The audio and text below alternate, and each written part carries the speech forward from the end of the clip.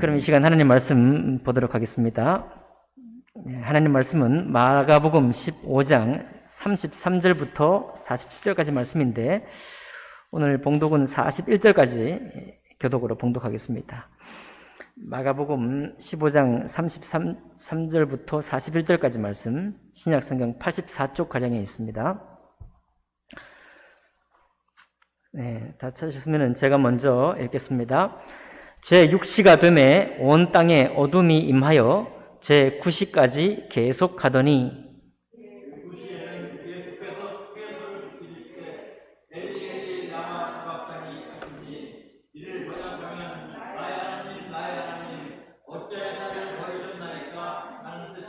곁에 섰던 자 중 어떤 이들이 듣고 이르되 보라 엘리야를 부른다 하고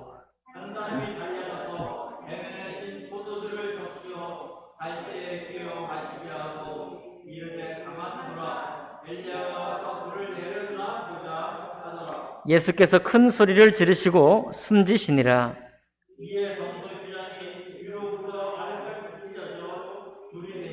예수를 향하여 섰던 백부장이 그렇게 숨지심을 보고 이르되 이 사람은 진실로 하나님의 아들이었도다 하더라.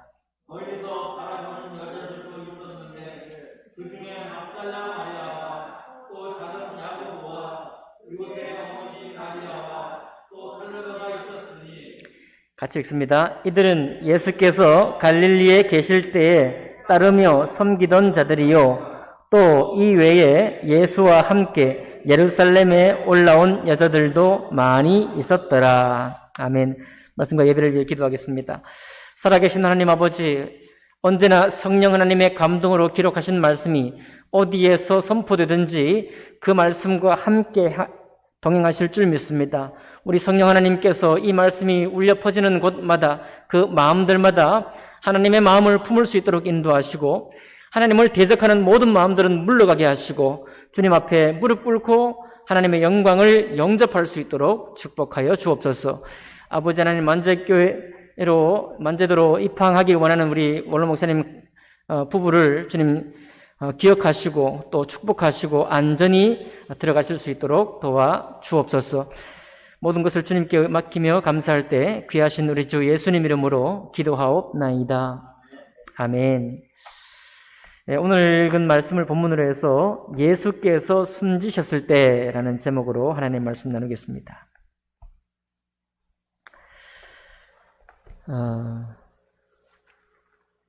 우리는 한 인생을 이렇게 구분할 때 주로 여러분 백과사전에 한 사람의 태어남과 그 다음에 사망 연도가 기록되어 있죠. 그것을 생몰연대다 그렇게 말합니다. 생몰연대.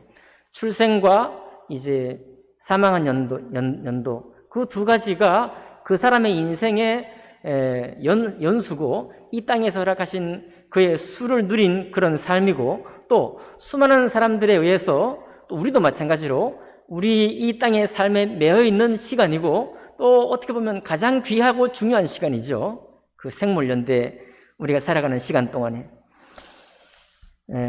그런데 오늘 예수님께서 오늘 돌아가시는 날이에요. 오늘 숨지시는 날입니다. 만약 우리가 생물연대만이 우리 속에서 가장 중요하고 이것만 있다고 한다면 마가복음은 오늘 여기서 끝나버립니다. 마가복음 16장이 기록되지 못해요. 예수님께서 이 땅에 오셔서 숨지셨다라고 분명히 기록하고 있는데 주님께서 이 숨지신 이 날은 우리 모든 사람에게 새로운 길을 열어주는데 그렇게 중히 여기는 생몰연대가 끝이 아니라 생몰생이라는 그런 새로운 연대를 우리에게 보여주는 것입니다. 우리는 태어나서 죽으면 그만이라고 그 사실만 가지고 있는 사람들은 전도서의 고백처럼 먹고 마시고 즐기자라고 하는 거예요. 우리가 장가도 가고 시집도 가고 이 땅에서 내일 죽을 터이니 오늘 마음껏 즐기자라고 하는 이 세계관이 유치해 보이고 우스꽝스러워 보이지만 모든 사람 마음속에 깔려있는 세계관이에요. 그런데 우리 주님께서 이 땅에 오셔서 영생이신 우리 주님이 오셔서 숨지셨는데 숨지시고 끝이 난 것이 아니라 다시 시작할 뿐만 아니라 영원부터 영원까지 계속된다는 사실을 우리에게 말씀해 주고 있습니다. 많은 사람들은 생물연대 기간에 우리가 어떤 삶을 살았는지를 가지고 평가하고 그것으로 끝이 나요. 그것으로 복을 받았다라고 말을 합니다. 그렇다고 하면 우리 주님 굉장히 비참한 분이에요. 왜냐하면 오늘 주님이 죽으시는 과정이 너무 고통스럽고 저주 같은 죽음을 당하셨거든요. 조롱당하시고 희롱당하시고 만인에게 예수님을 전혀 모르는 사람이 예수님을 비방하고 예수님을 전혀 깨닫지 못하는 군인들이 둘러싸서 그를 유대인의 왕이라고 조롱도 하고 옷을 나누어 가지고 제비를 뽑고 또 무엇입니까? 갈대로 머리를 툭툭 치면서 아주 능욕을 하는 그런 대목이 나옵니다. 이 땅에도 뭐 생육신, 사육신 이런 사람 많이 있는데 어쨌든 우리가 평소에 생각하기를 그 사람이 죽음에 어떻게 죽음에 내려가는가를 볼 때 이 사람의 죽음이 참 아름답다, 평탄했다라고 하는 평가를 우리가 모두가 받기를 원하는데요.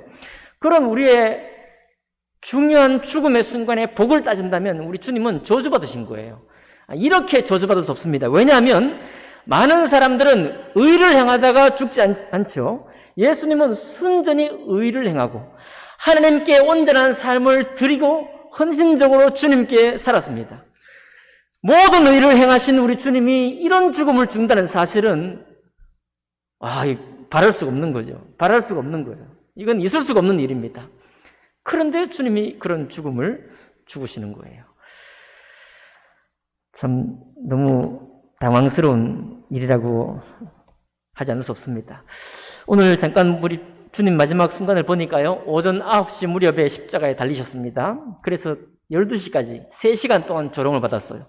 3시간 동안 갖은 고초를 당하시고 희롱을 당하시고 그리고 12시부터 3시까지는 이제 온 땅에 흑암이 낮이지만 대낮 같지만 낮이지만은 밤 같은 그런 흑암이 온 땅에 덮었고요. 그리고 3시가 되었을 때 그때 우리 주님께서 엘리 엘리 라마 사박다니 나의 하나님 어찌하여 나를 버리셨나이까 라고 하는 시편 22편 1절을 말씀하시고 반복하시고 그리고 큰 소리를 내시고 숨지셨다라고 되어 있어요. 아마 어떤 소리겠죠. 흐어라고 하든지 영혼이 떠나가면서 마지막 한숨 같은 그런 큰 소리가 우리 주님께로부터 나왔을 것입니다.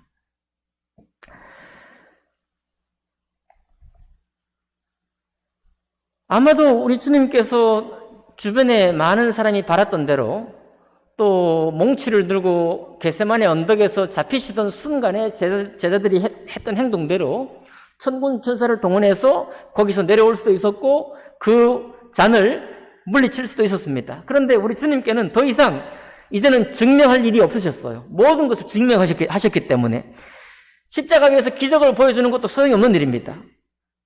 왜냐하면 우리 주님은 모든 사업을 끝내시고 사역을 끝내시고 이제는 하나님이 증명하실 순간이거든요.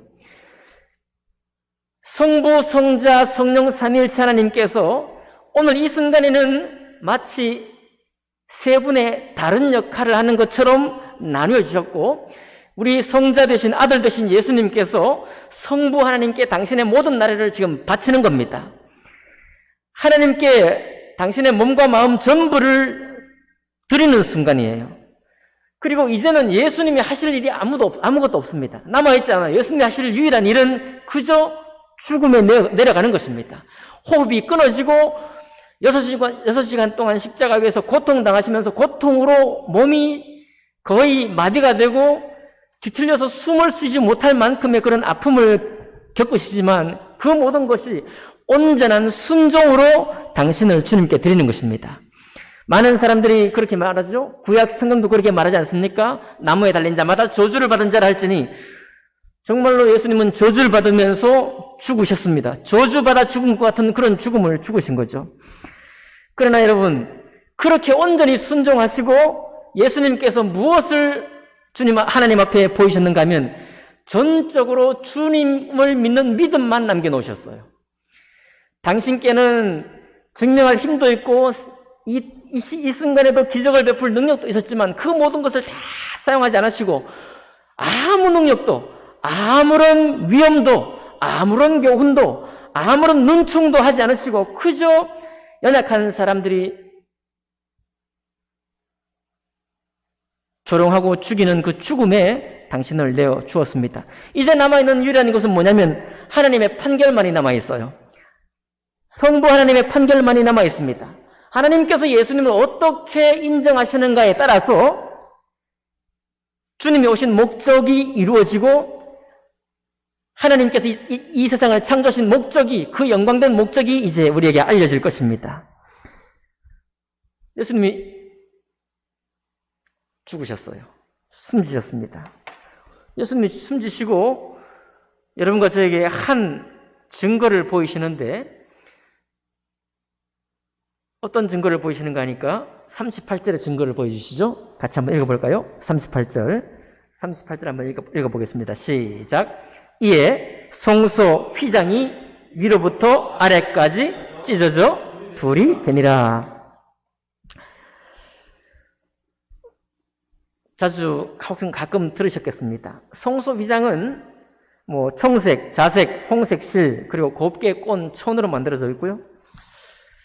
유대 전통에 따르면은 그 두께가 10cm 정도 된다고 합니다. 10cm 이 정도죠? 10cm. 꼰 천으로 꼬아서 짜 만든 천인데 두께가 10cm입니다.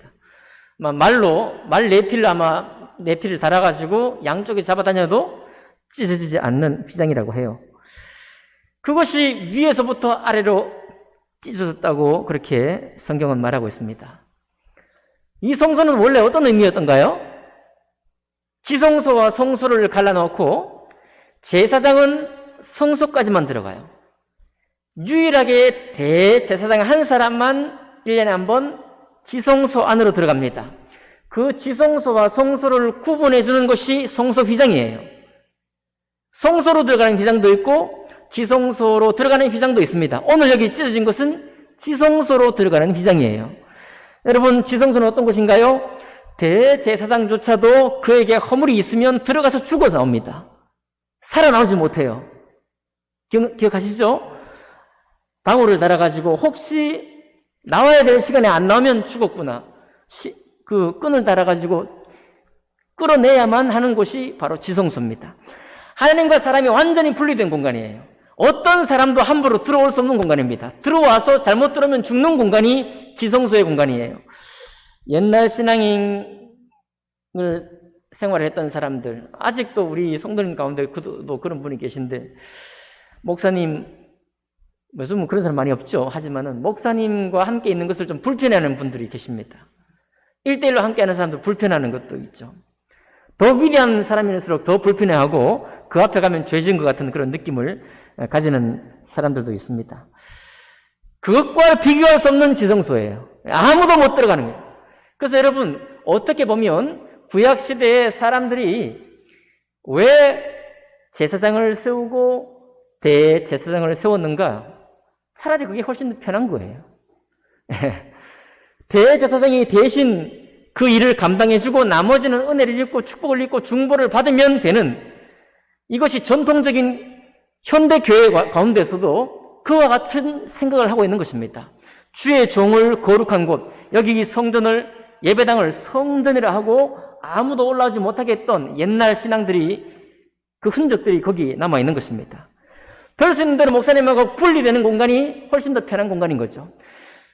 눈에 보이는 사람도, 허물이 많은 사람도 그런데 살아계신 하나님과 우리가 만난다는 것은 아주 불편한 것입니다.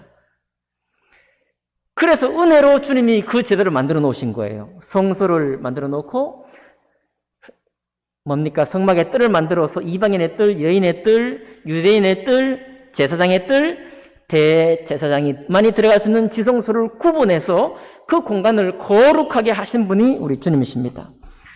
그런데 그렇게 거룩하게 구별되었던 그 공간이, 가장 거룩했던 그 공간에 휘장이 위에서부터 아래로 찢어진 것입니다. 우리는 보통 이것을 이렇게 말합니다. 새롭고 산, 히브리서 조금 이따 읽어보겠지만, 새롭고 산 길이 열렸다. 구원의 길을 열었다. 이렇게 보통 말을 해요. 오늘 여러분과 저는 조금 다르게 묵상하기 원합니다. 여러분, 그냥 구원의 길이 열린 게 아닙니다. 그것은 두려우신 하나님과 우리가 1대1로 지금 대면하게 되었다는 사실이에요.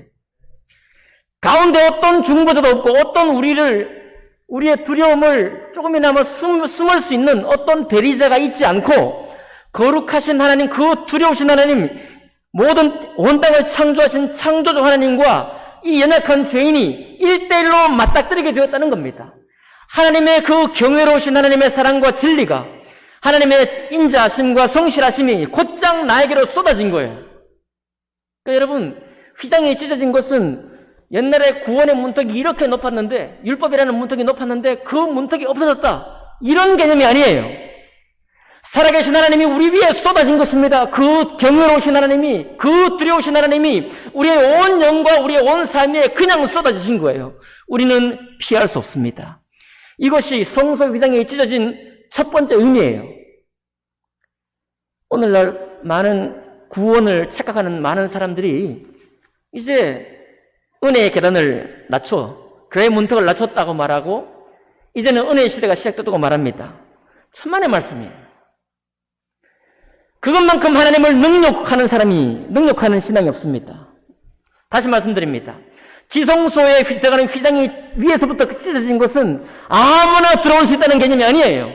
그것은 내가 너희 모두에게 찾아가겠다는 그런 뜻입니다. 죄송해요. 어떤 사람도 나의 위험에서 숨을 수가 없고, 어떤 사람도 나의 은혜를 피할 수가 없고, 어떤 사람도 나의 영광 앞에서 숨어 들어갈 사람이 없다는 사실이에요. 이게 먼저입니다. 이게 먼저예요. 이게 먼저고, 그리고 그런 위험 가운데 우리가 앞에 서서 두려워 떨 때, 그때서야 누가 보이는가 하면 오늘 숨지신 예수 그리스도, 주님의 보배로운 피를 흘리셔서 주님이 나와 사이에 휘장으로 막혀있던 그 하나님이, 그 두려우신 하나님이 곧장 나에게로 달려오니 나는 죽은 자예요. 나는 살 수 없는 사람인데 주님의 보배로운 보혈의 피로 죽을 수밖에 없는 자를 문설주에 바른 피처럼 흠없고 점없는 어린 양 같은 보배로운 보혈로, 그 보혈의 죽음의 공로로, 나 대신 죽으신 대속의 죽음의 공로로 나를 안전 가운데 인도하셨고, 평안 가운데서 그 두려우신 하나님과 함께 교제하며 주님의 선을 쫓아 나아갈 수 있게 하신 것, 이게 바로 지성소 휘장이 위에서부터 아래로 찢어진 목적이요 이유인 것입니다.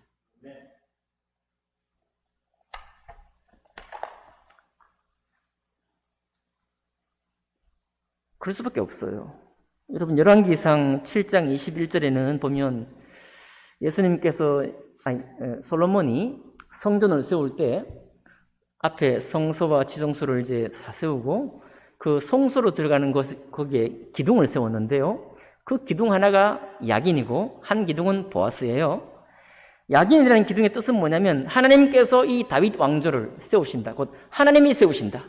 내가 세운다라고 하는 그런 뜻이고, 보아스는 뭐냐면 나에게 능력이 있다. 곧 하나님께 능력이 있다라는 그런 뜻입니다. 그러니까 여러분, 하나님께서 이스라엘을 세우셨잖아요. 하나님께서 이스라엘을 지목하시고 그리고 다윗 왕조를 세우셨죠. 그건 누가 세우느냐? 나에게 있는, 하나님께 있는 능력을 따라 그 능력으로 하나님이 세우신다는 그런 약속이 야긴과 보아스라는 그 두 기둥의 뜻입니다. 그런데 그대로 세워졌나요? 열왕기하 25장 13절에 보면 그 두 기둥이 바벨론에게 예루살렘이 멸망할 때 그 두 기둥이 쪼개어져 가지고 바벨론으로 전리품으로 딸려갑니다. 하나님이 세우신다고 그랬고 하나님의 능력으로 세우신다고 약속하신 그 성전의 두 기둥을 부셔가지고 전리품으로 바벨론에 실려간 거예요. 하나님을 예배했던 놋 그릇, 은그릇, 금그릇 전부 다 바벨론으로 끌려갔잖아요. 딸려갔잖아요. 하나님의 이름으로 된 그릇이에요. 하나님의 능력이라고 하는 그 보아스라는 기둥이, 하나님이 세우신다라는 하는 그 야긴의 기둥이 맥없이 무너졌습니다. 무엇을 말하나요? 여러분, 하나님의 이름, 하나님을 향한 상징, 아무 의미가 없습니다. 왜 하나님이 그것을 주셨느냐? 하나님 앞에 하나님의 통치와 거룩함을 따라 살고자 하는, 하나님 백성의 순종, 그 순종하고자 하는 그 마음이 무너지고 나면 하나님이 세우신다는 말도 힘을 잃고요. 하나님의 능력이라고 하는 그 말도 힘을 잃습니다. 우리 주님은 그걸 원치 않아요. 그것을 순종하지 못했던 이스라엘이 패망했고, 이스라엘 성전이 회파되었고, 야긴과 보아스도 그냥 부셔진 채로 전리품이 되어간 것입니다. 그랬던 하나님이 성소와 지성소를 세워놓고 예수님이 십자가에 죽으시는 그 사실로 인해서 그 두려우신 지성소의 휘장이 찢어지고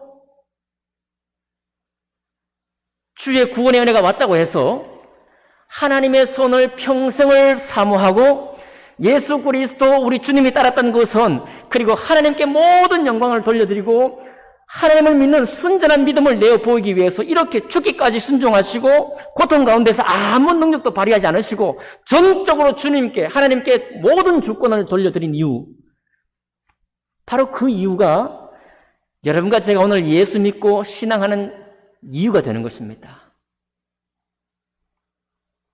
율법이 폐하해지고 은혜가 내려온 게 아니에요. 여러분, 하나님의 사랑만이 온 땅에 충만해진 것이 아닙니다. 하나님의 진리와 통치하심이 힘있게 온 땅에 내려온 거예요. 뚝이 터져서 지성소의 휘장이 찢어져서 번물 넘치듯이 하나님의 진리와 사랑이 온 땅 위에 쏟아진 것입니다. 그렇기 때문에 하나님 말씀을 듣는 사람들이 악에서 떠나 회개하고 하나님께로 돌아오는 권세가 임하게 되는 거예요. 옛 성품을 벗어버리고 신의 성품에 참여하지 않을 수 없는 그런 기쁜 두려움이 이 땅 위에 임한 것입니다. 땅의 것을 사랑하던 사람이 위의 것을 사모하는 사람으로 변화될 수밖에 없는 거예요. 내가 주 예수를 영접하는 것은 불순종하던 영을 떠나 거룩한 하나님의 영이 내 삶을 통치하도록 항복하는 것입니다.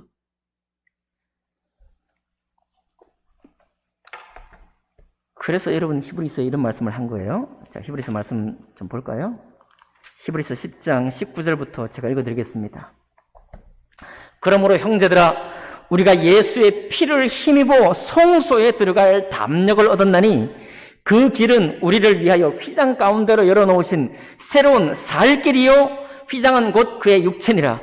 예수님의 육체가 찢어짐이 그 휘장이 나눠진 것 같았죠? 또 하나님의 집 다스리는 큰 제사장이 계심에 우리가 마음의 뿌림을 받아 악한 양심으로부터 벗어나고 몸은 맑은 물로 씻음을 받았으니 참 마음과 온전한 믿음으로 하나님께 나아가자. 여러분과 제가 구원받고 예수 처음 알게 되었을 때 그때 우리 마음에 일어나는 일입니다. 우리가 마음에 주님의 핏뿌림을 받고요, 그리고 그냥 예수님 내가 고백했으니 예수님을 영접했으니 내가 구원받았습니다. 그냥 그걸로 딸랑 끝나는 것이 아닙니다. 악한 양심으로부터 벗어나고, 왜 벗어나야 돼요? 선이신 하나님, 지극히 의롭고 선하시고 거룩하신 주님이 내 마음에 쏟아진 것입니다. 휘장을 열고 우리가 숨을 자리가 없이 내 모든 부패함과 거짓과 속임이 도무지 이제는 평가되지 않는 곳, 안전한 곳에 보관될 수 없이 낱낱이 주님 앞에 드러나는 상태가 된 거예요. 그러니 빌립보의 간수가 사도여 바울 선생이여, 내가 어떻게 하여야 구원을 얻으리까? 라고 두려움 가운데 고백한 것은 이유가 있는 것입니다. 마땅히 그런 고백이 주님 앞에 서는 고백이에요. 몸은 맑은 물로 씻음을 받았으니 참 마음과 온전한 믿음으로 하나님께 나아가자. 여러분, 우리는 세상에서 고생을 많이 합니다. 고생 좀 안 했으면 좋겠죠? 요즘 기도할 때 어제 들은 이야기가 오늘 아침 기도가 되고요, 오늘 들은 기도는 내일 아침 기도가 됩니다. 그 많은 기도 가운데에서 우리 성도님들의 어려운 이야기, 고민하는 이야기, 고생하는 이야기들 많이 듣습니다. 여러분도 우리 성도들이 잘 되는 것이 소망이시죠? 오늘 기도하신 대로 내가 잘 되는 것도 우리의 소망이고, 우리 성도들, 우리 하나님을 아는 모든 백성들이 잘 되는 것이 다 우리의 소망입니다. 정말 잘 돼야 되는 거예요. 정말 잘 돼야 되는데 무엇이 정말 잘 되는 것이냐? 우리가 마음의 뿌림을 받아 악한 양심으로부터 벗어나고 몸은 맑은 물로 씻음을 받았으니 참 마음과 온전한 믿음으로 하나님께 나아가자. 곧 내가 지금 고생할지라도요, 여러분, 예수님께서 정말로 감당치 못할 시험을, 육체를 가지셨으니까요, 육체가 감당하지 못할 시험을 당하시면서 그것을 알고 겟세마네에서 3번이나 기도했잖아요. 3번이나. 내 뜻은 이것을 물리치고 싶지만 아버지의 원이라면 내가 순종하겠습니다. 그 고백을 하기 위해서 그렇게 나아갔습니다. 그리고 오늘도 마찬가지죠. 오늘 숨지시기 전까지 예수님께서 기적을 베풀 수 있었습니다. 왜 안 했겠어요? 여러분, 갑자기 십자가에 올라가셔서 주님의 능력이 사라질 리가 없습니다. 주님의 은혜, 주님의 권세, 천군 천사를 동원할 수 있는 주님의 권세가 여전히 똑같이 있는 거예요. 그럼에도 불구하고 주님은 완전히 순종하시고 모든 판단과 모든 영광을 하나님 아버지께 다 맡겨 드렸습니다. 우리가 또 하나 배울 것은 바로 이것입니다. 내 고생, 내가 지금 힘겨워하는 것 좋습니다. 우리의 기도는 잘 해결되기를 원하고 새로워지기를 원합니다. 그러나 그때 우리의 조급한 마음을 오늘 예수님께서 아버지 하나님께 모든 영광을 돌려드렸던 그 믿음 가운데를 한번 쳐다볼 수 있기를 원합니다. 하나님, 내 고생을 주님이 영광 삼으시겠습니까? 내가 나를 증명하려고 하지 않고, 내가 내 삶을 변명하지 않고, 내가 무슨 이런 업적으로 내 이전의 고생을 덮으려고 하지 않고, 주님이 나에게 이 고생을 허락하셨다면 이 고생과 어려움을 가지고 그대로 하나님 아버지께서 영광 삼아주시고 나를 여기에 둔 목적대로 써주시옵소서. 내가 온전히 주님께 이 시간들을 내어 맡겨드리겠습니다 하고 내가 준비할 것은 그 고생에서부터 빨리 벗어나려고 하는 게 아니라 내 마음의 뿌림을 받아 악한 양심으로부터 벗어나기를 힘쓰고 몸은 맑은 물로 씻음을 받았으니 참 마음과 온전한 믿음으로 하나님께 나아가기를 힘쓰는 바로 거기에 우리의 삶이 있는 것입니다. 우리의 귀중한 삶이 바로 거기에 있는 거예요.